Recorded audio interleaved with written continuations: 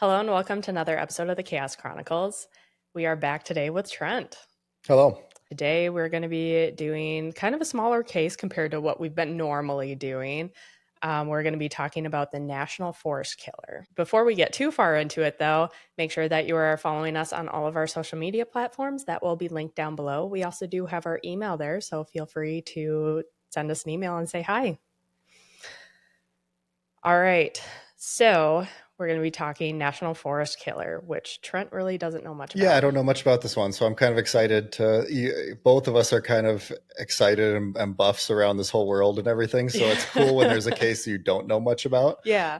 So I get to sit back and learn a little bit here. Mhm. So Yeah. All right. So diving on into it, trigger warnings for today is murder, dismemberment, and kidnapping.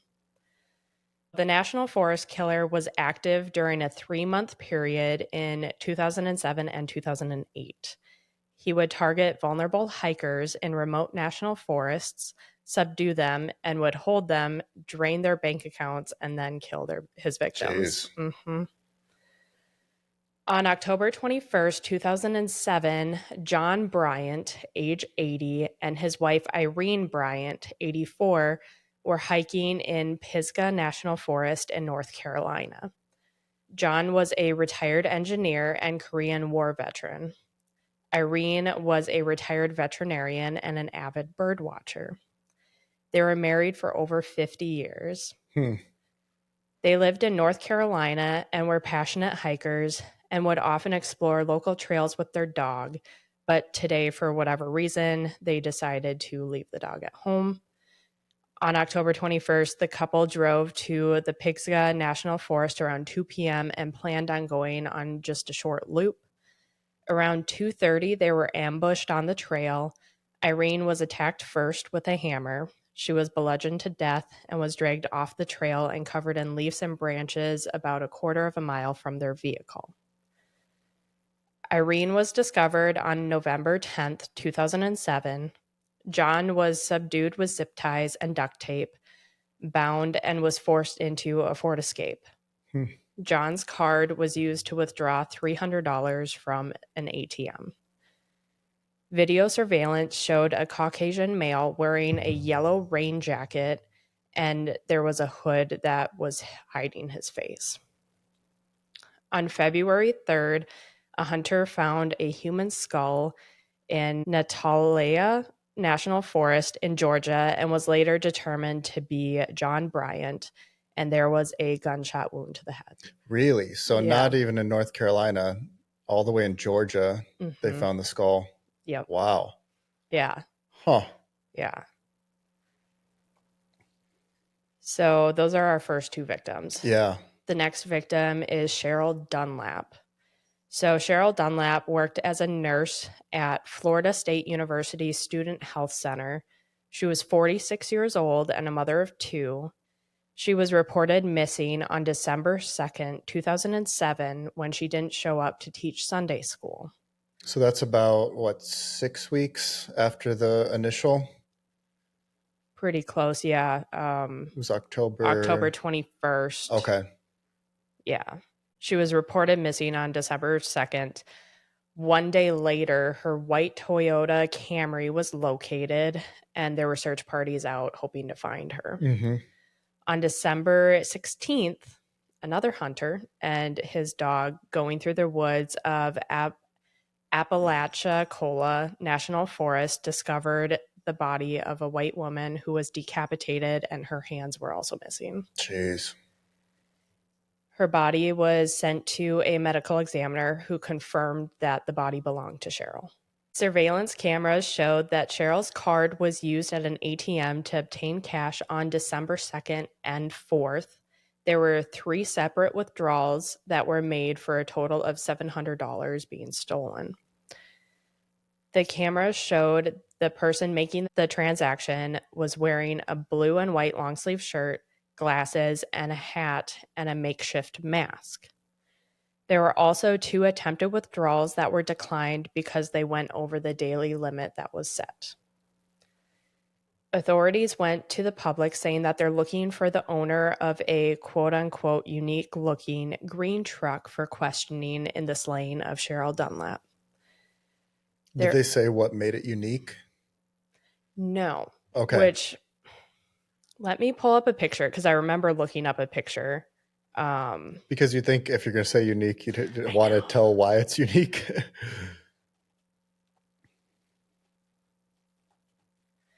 I think it was just like the color Oh, of it the wasn't like a green. normal factory paint I think green. so. Okay. That would make sense. Like if the truck was a normal model and make, but just was like a very distinct color.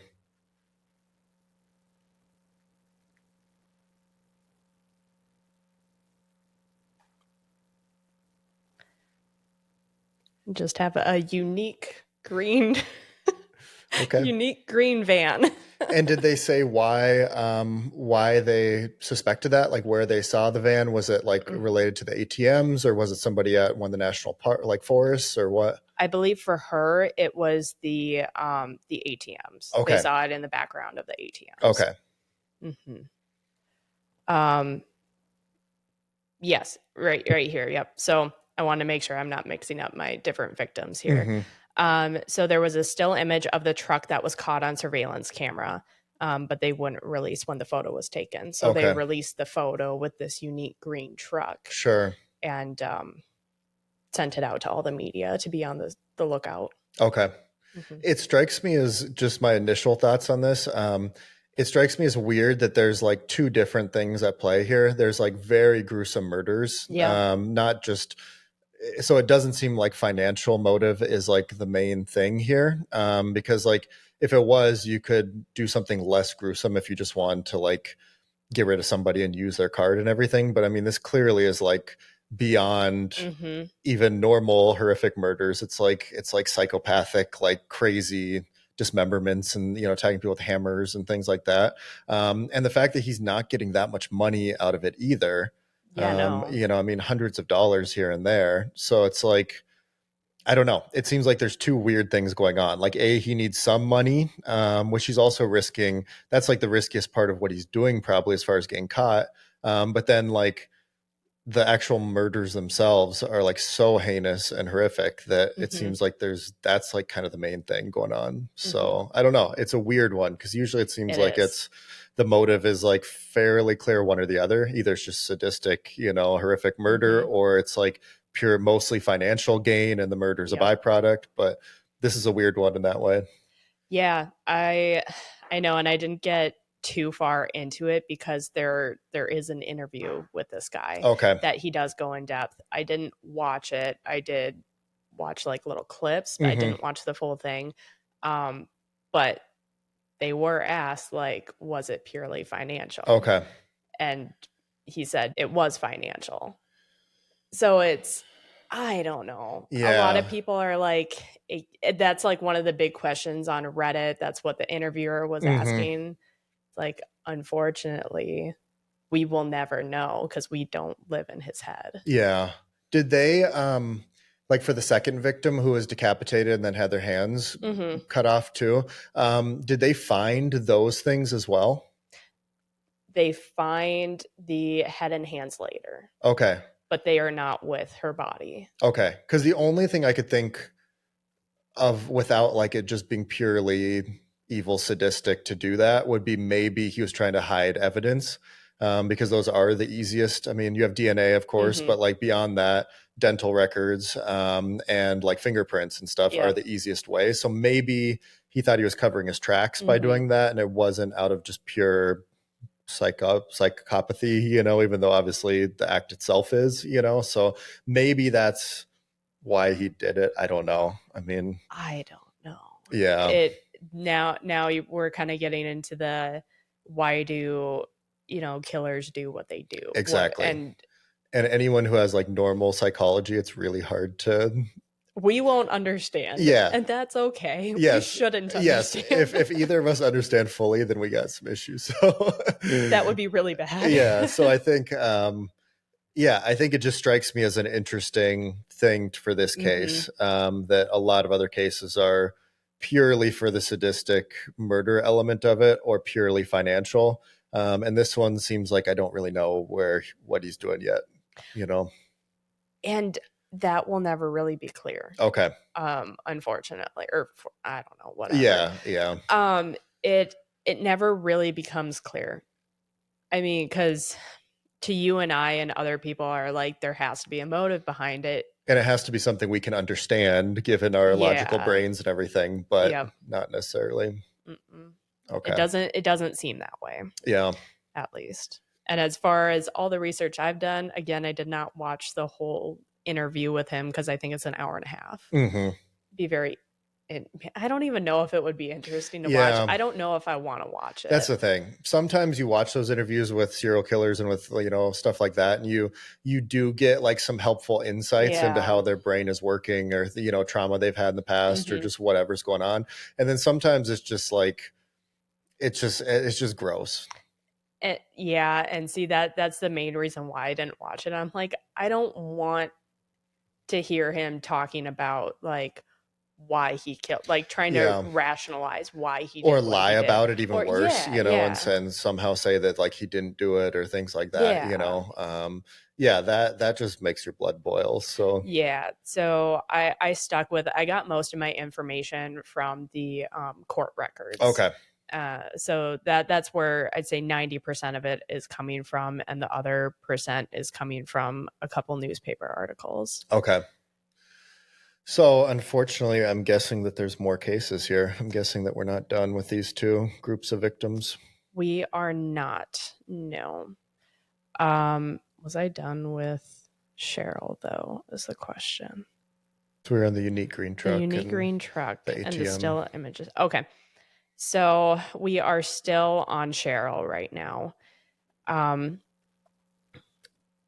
the the autopsy revealed that the dismemberment happened post-mortem and the cause of death was not able to be determined due to what they had left. Mm. So the ME did estimate that Dunlap died between December 5th and 8th.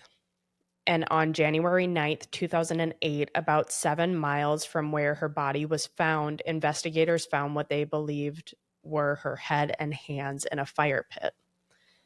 The fragments were so charred that they weren't able to get any DNA off of anything. But there was a forensic anthropologist that stated that the bones were hands from an adult and from a person with smaller hands. Mm-hmm. Hmm. So she was alive for at least 3 days, if not Mm-hmm. 5 or 6 after he attacked her. Correct. Well, Yep. that Yep. makes it even worse, Yeah. you know. Because who knows? I mean, I saw the articles saying that he like tortured them for a couple days to get the pins out.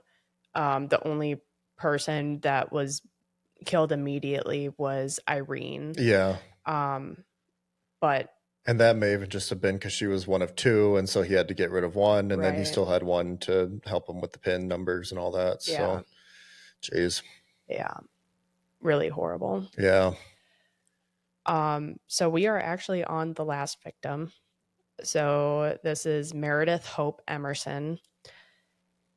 She was 24 years old and was born June 20th, 1983 in Charleston, South Carolina. She was a sales manager and was raised in North Carolina and Colorado. She was athletic and outgoing and would often hike with her black lab, Ella.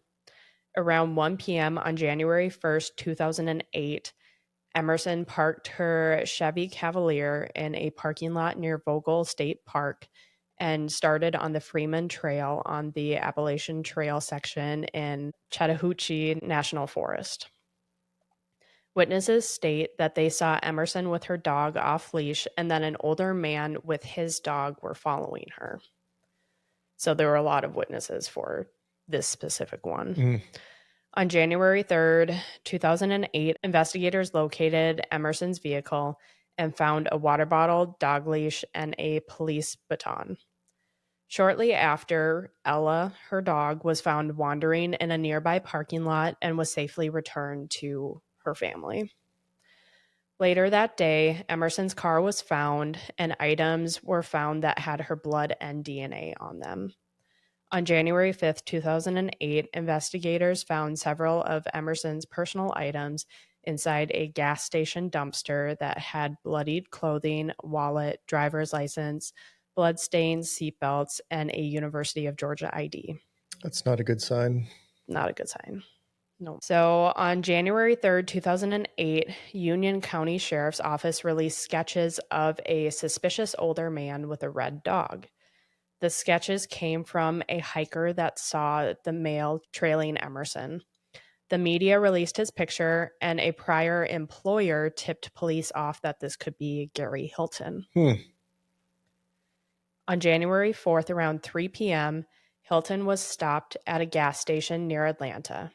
He planned on picking up bleach and scrubbing the inside of his van. A worker there recognized Hilton from the news and alerted deputies. They arrived while Hilton was actively scrubbing his van.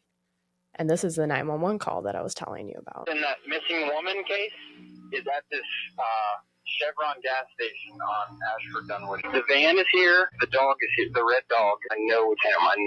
And he's emptying all this stuff out of his van. It's definitely. And the dumpster is looking around like he is as guilty as sin. I can go take him down if you want. No, sir. Stay right there. Okay. Here comes the cops. Yes. Yes. Police are there? Yes. They got him. They got him? I mean, they don't have him yet, but they're getting out. So they got him now. There we go. It's a 911 call. So good on that guy for, recognizing it. And I mean, also, it's like, obviously he recognized the vehicle, the person of interest, but then also the way the guy was acting was pretty suspicious. So, oh yeah. Like he said, he looks like he's guilty. Yeah. Or guilty as sin is what he said. Yeah. But I thought that 911 call was definitely worth the listen because you got to hear it being dispatched out, and then you got to hear in real time, like this guy actively watching. I was thinking about that. He was like commentating the whole thing go down, and like saying that the police were there and they got him. And so that's kind of like, it's kind of satisfying to hear, and see the whole progression of it. So that was just like a citizen calling it in, just someone who stopped at the gas station, saw. I think he might have been working at the gas station. Oh, okay. I think he was a worker there. Okay. But yeah, either way. That would make sense too. Yeah. Okay. This criminal also doesn't sound like the brightest mastermind criminal either. Not really. I mean, because he's like, not only would he on the trail, he was walking, following this lady and her dog, but other people were around. Other people were watching. You'd think that he would be like, okay, there's people around that saw me, and they're going to know this lady went missing. So I don't know. And then the gas station stuff, like he seems like he's not exactly like a mastermind here. Yeah. I'm laughing at my cat. I'm not laughing at what Trent is saying right now. I promise. Is he hissing at you? Yeah. Bear, chill out. Be nice. Dude. You're going to get meds after this. You're going to get hardcore drugs. Okay, well, let's see if he leaves you alone enough to finish this. All right, so he was arrested, as we heard on the 911 call. He was arrested without resistance, and he was charged with murder and kidnapping. For the third case. Okay. Yep. Yes, so who was Gary Hilton? Who is this guy? So Gary Hilton was born on November 22nd, 1946. At age 13, so in 59, Hilton actually shot his stepfather in the arm during a domestic dispute. This wounded his stepfather, but there were no charges pressed. Hilton spent some time in a mental hospital after that.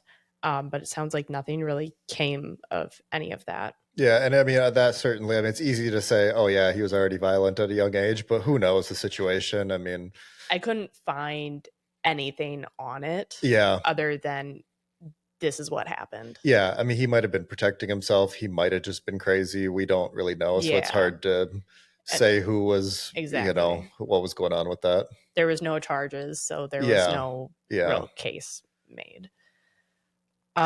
He enlisted in the U.S. Army at age 17 and served in Germany as part of the Davy Crockett platoon, where they handled tactical nuclear projectiles.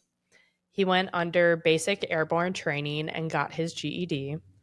His military career ended abruptly 3 years later with an honorable discharge after he had a schizophrenic breakdown and was treated with Thorazine in a military mental hospital.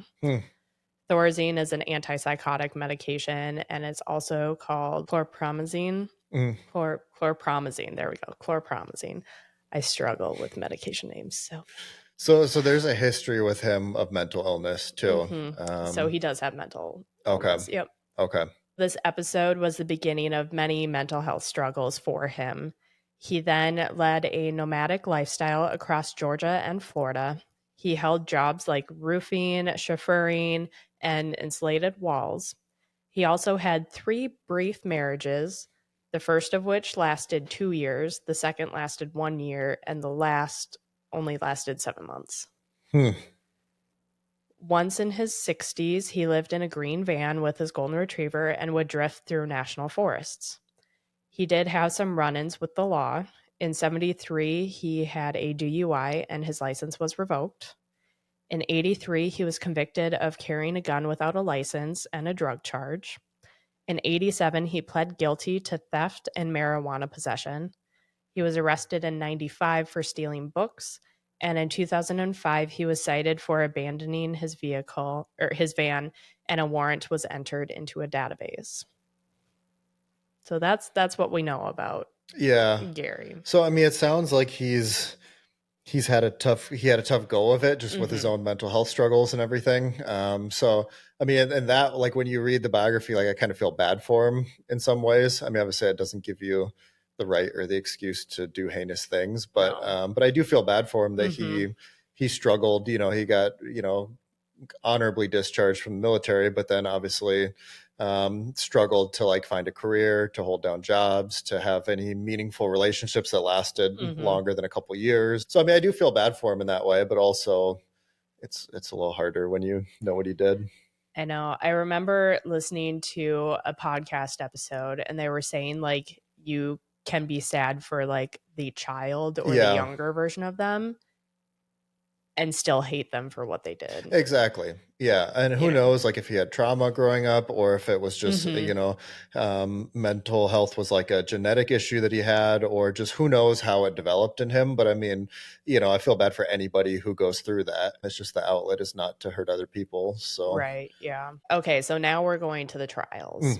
For the Emerson case, Hilton made a deal. Emerson case was the last one. He made a deal for no death penalty and for his dog to be rehomed. In exchange, he led detectives to Emerson's body, and he gave a full confession to her murder. He was sentenced on January 30th to life with parole eligibility after 30 years. Which at that point he was already like 65 almost, or something, 64. Something like, he was in his 60s. Yeah. So I mean, that's basically for life. Pretty much, yeah. I mean, you can be on parole when you're 94, 95. Yeah, and that's just if you make it. Yeah, that's the thing. That's assuming that they would even grant it to him, which a lot of times in cases like this they don't. Exactly. So. Yep. But then on January 31st, 2011, the trial began for Dunlap's case. So how did they connect those? So that I don't really know. My guess is the ATM surveillance cameras. I could not find how they got to linking her case. Yeah. I could see for the first two, which we'll talk about that later, but I could not figure out how they linked Gary to Dunlap's case. Okay. I mean, obviously there's similarities there, there are similarities, for sure, but it seems like they would need more than that and he didn't confess to those right away. So we'll talk about it. He denied Dunlap's case. Okay. Being involved in that. But supposedly prosecutors in this case brought in over 100 witnesses. DNA evidence, which I couldn't find what DNA evidence they Yeah. found. Video surveillance from the ATM. So that is what I'm assuming that's how they linked him, was Okay. the ATM footage. Sure. And like facial recognition or something. Yeah, because it sounds like the ATM footage alone, like if you didn't have a suspect or anything, was like really hard to tell who it was. But Mhm. then once you know who the person is, even if all you're seeing in the ATM is like a chin or something, Yeah. you know, when you have the actual guy, you can, it's a lot easier to like make an Link identification someone, on that than, you know, if you're just going off of random Mhm. white guy. So Yeah.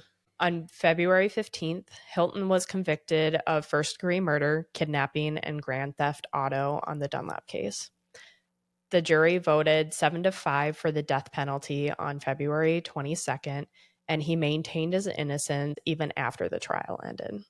so if they vote 7-5, I don't know what state this was in, or I I mean, believe this was Florida. okay, so did you just need a majority? I think so, yes. Okay. Yep. So on March 3rd, 2011, he was sentenced to death plus life for kidnapping. There have been a few appeals that he has placed since then, but it sounds like the state appeal has been upheld. So nothing's going through.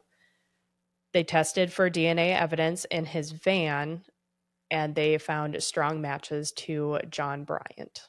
So that is how they linked the first case. Gotcha. Mm-hmm. So that one was a set in stone one of how they linked. Yeah. They also, maybe this is how they also looked at his tires for the tire tracks that were found near all of them, and those matched the tracks to other scenes as well. Okay. Mm-hmm. The hammer was also found, and it was consistent with Irene's blunt trauma to her head. At the site of Irene's body, there were also cigarette butts that were found, and Hilton's DNA was found on those. Initially, Hilton was uncooperative with the Bryant case, but confessed in 2012 with a plea deal to avoid a trial. Mm-hmm. In this, he admitted to ambushing the couple, killing Irene on site, kidnapping John to get his ATM pin, and then shooting him in Natalia. He pled guilty on March 27th, 2012 to 2 murders, kidnapping, robbery, and firearm charges. He received 4 life sentences without parole on April 25th, 2013. And that case, was that, do you know where that one was tried? Because it happened in 2 states. Yeah, it happened in North Carolina, but then he transported him, which would make it like a federal case, you know, transport him because his body or his skull was found in Georgia. So I wonder if they tried that federally, or if they like did it in one of the states, you know, like North Carolina, because Yeah. that's where apparently he like did the initial attack, or I wonder where they tried him. Sounds like for Cheryl Dunlap, it was Florida. For Emerson, it was Georgia. And then for Irene and John, it was North Carolina. Okay. Mm-hmm. Yeah, I'm not sure how all that worked, though. Yeah. And I mean, at this point too, it's like a lot of it with like the third case and stuff, I'm sure is like getting closure for the families and stuff, because I mean, he's already on death row in one state. He already has life with parole, but basically without parole, not, you know, for the first case. And so, I mean, there's no chance that this guy's getting out at this point, but you still want, if you're the family, friends, you know, and everything, you still want the conviction and the closure and just all of that stuff too. So absolutely. So now in April of 2025, Court TV released season 2, episode 1 of Interview with a Killer, and Hilton was interviewed. So this is what I was talking about. He decided to break his 17 years of silence on Dunlap's case because of his health. Quote, "That's one reason I'm doing this, because I'm going to die soon," end quote. In this episode, he detailed keeping her captive for hours or days and emphasized her faith and that he targeted her vulnerability, which is just horrible. And that's why I really don't want to watch it. I mean, that's like, that makes it even worse to hear the details of all that stuff. Yeah. So he is now 78 years old and is at Florida's Union Correctional Institution Row. And there are currently no execution dates for him, but he has had a major like health decline with mobility issues, and also he is having issues with his heart too. Okay, so he's not long for this world, one way or another. Doesn't sound like it. Yeah. No. Hmm. Are they sure that there was only 3 cases of this, or I mean, because that's what we know of and everything, but Yeah. like, and those ones seems like fit the MO, and I'm sure they reviewed other cases of missing hikers Mm-hmm. in that kind of southeast area, but I don't know. Like, I mean, are we sure that he only did this 3 times, or? I mean, legally, he's only been tried for Mm-hmm. those 3 or 4 cases. Otherwise, I haven't seen any chains on like Reddit or anything that are like, Connecting him to other oh, maybe cases. he's linked to that or that. I haven't seen any of those conspiracies. Mm-hmm. Is it possible? I feel like it's possible for any serial killer to have Yeah. killed more than, I mean, in Ted Bundy, Mm-hmm. like we only have so many known ones that he did, and people think that he's responsible for many more. Yeah. And like he was executed, so we'll never know. So I haven't seen any that they're thinking of linking to him. I do know that sometimes they do link them to serial killers that have already been caught, Yep. like after they're executed or whatever, but I haven't seen any of those happen Okay. either. Yeah, So you're right. I mean, there's serial killers who will try to underplay how many people they killed mhm. too, and then there's ones that'll do the opposite too, where like they Yeah. want the attention and sensationalism, and so they'll say that they killed 80 people, but for 30 of them or more, 40 of them, there's like Yeah. no evidence for that. So it's really hard to know, and it sounds like he wasn't trying to get fame, or he wasn't trying to like play up the monster thing that some serial killers do when they're in prison. Yeah, I mean, unless he has a change of heart on his deathbed or something, or maybe these are the only 3 cases, but Yeah. it always is suspicious in cases like this Mhm. that the ones we know of are the only ones that happened, and who knows if he had killed more people, but maybe with a different MO too. Yeah. Maybe didn't do the ATM thing before, just killed someone on a trail. Maybe, I mean, there's so many people that are just lost in national Yeah. parks. It goes Yep. back to the missing 411 stuff, Yep. where there's like thousands of people that have Mhm. gone into national parks and national forests, and we just don't know what happened to them. Yep. So yeah, I wouldn't be surprised if there were other ones, but at the same time, it's hard to say Yeah. anything because these are the only 3 that we know for sure he did. Mhm. So Yeah. Yeah. Who knows? yeah. I wish I had an answer, but I don't. And also it does seem strange to me a little bit that he started killing and being a serial killer in his 60s. It That seems was like a lot of serial killers, it starts much earlier than that. younger Yeah. usually. Um, I do remember seeing a clip, and thank you for actually bringing that up. Hmm. I do remember seeing a clip from that interview, and Gary called himself the oldest serial killer Okay. because I don't know if he's the oldest serial killer, Sure. but he was like, I started in my 60s, and no one starts in their 60s. Okay. So that does, I mean, if you're taking his word for it, which is hard to take a serial killer's word, Yeah. but that would at least help with the thinking of like, was he killing people for 30 years? If he's recognizing that it is weird that he's different and started that late. So, Hmm. okay. Yep. I mean, and even if we even look at like the victim profiling, I mean, the only similarity is that they're at national forests. Yeah. They're like very different age differences. We're talking going from the 80s, we started in the 80s to the 40s and then the 20s. Yeah. So, And like the first one was 2 people, a male yeah. and female, and then 2 other females. And Yep. so, yeah, he didn't seem like he had as narrowed down of a No. MO or of a victim profile as some Mhm. other serial killers. Yeah. So, I could see his only like victim profile ish is more vulnerable people. yes. Yeah. You got the older couple, Hmm. um, and then you've got the single girls by themselves, and Yeah. then the one he was really saying how he preyed on her vulnerability Hmm. and her faith. Yeah. So that clearly was was part of it too. That, Mhm. you know, he picked on people that he had, you know, knew that he could take advantage of. Yeah. Hmm. So that's all I got for the national park killer, Yeah. Gary Hilton.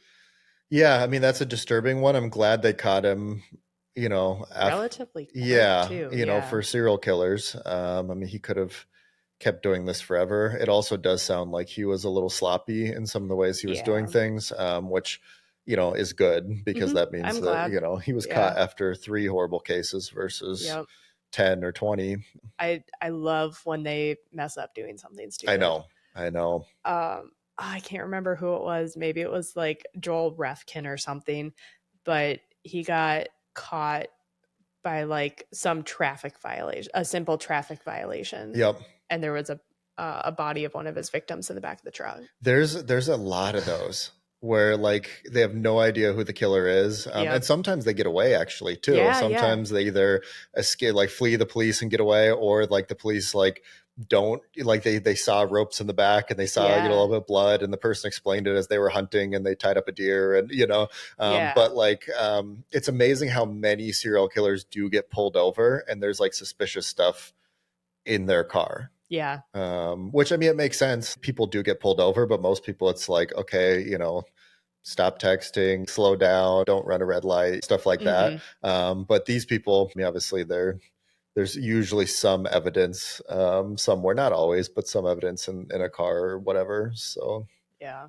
Those just like are the little things that I like hold on to that I'm like, I like that you're stupid. yeah. Like, good job for being stupid. Yeah. I mean, the most I mean, these are all terrifying people, Oh, but yeah. like the most terrifying are the ones that are so meticulous and like so, you know, and no matter what, like they're gonna leave some mistakes here or there. Yeah. But some of them, like that get away with doing this for a long time, they're so meticulous about it that like that's scary. Yeah. Because, you know, and obviously some of these people are like incredibly intelligent too. And that is freaky too. So Yeah. so this guy did, I mean, I don't know how intelligent he was or not, but I mean, he didn't seem like he was a criminal mastermind with all this stuff. And the good news is that stopped his streak. So Yeah. Well, it's like also the cigarette butts too. Like you have, you know, remains of the body and you're smoking yeah. at that set and you leave them there. Like you're just leaving a whole bunch of DNA there. Yep. And I Like mean, good for you, do that. Be yeah, stupid if you're going to do something like that. exactly. But Leave your DNA at any murder site you do, please. That's our request for you. or just don't kill Or people. just don't kill people. But if you have to, please leave your DNA so we can catch you. But it's like, and it was a time when he knew, I mean, we all knew about DNA stuff too. It wasn't like in the, you know, late 60s or early 70s when you didn't know that DNA would come back to haunt you or that they could test that or anything. I mean, modern day. yeah, you know that there's DNA, anything that you put in your mouth. So thank you for being stupid. yeah, Is all I have to say. Thank you, Gary Hilton, for being an idiot. So well, I'm glad they caught him. It's horrific what they did, and I feel horrible for the victims and their families and everything. But absolutely horrible. I'm glad that they caught him fairly quickly as far as serial killers go, and you know, now he's gonna die one way or another in prison. So yeah, and from the sounds of it, I mean, from the sounds of how Gary was talking in the interview, it sounds like it's going to be fairly soon. Yeah, so, good.